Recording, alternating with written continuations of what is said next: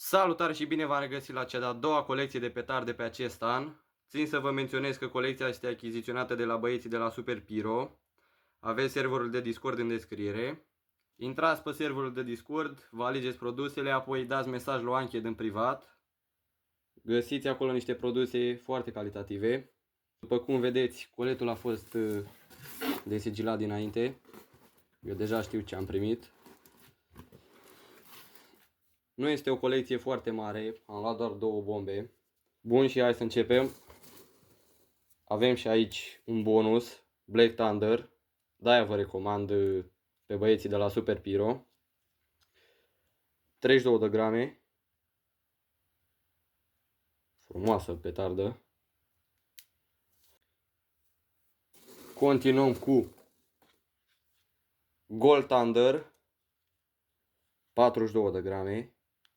Foarte calitativă și frumoasă. Avem dop de plastic. Și fitilul este foarte calitativ. O petardă de nota 10. Bun, și avem ultima petardă. V-am zis că nu este o colecție foarte mare. Avem aici Super Cobra 20 Ultimate de la Dibalsio Elio. Uitați producătorul.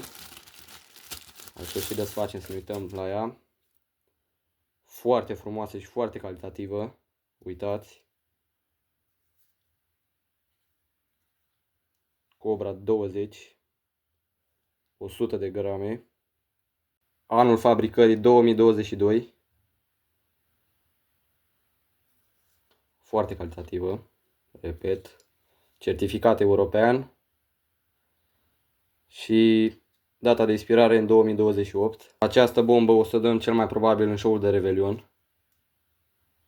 Și hai să vă arăt și finalul de colecție.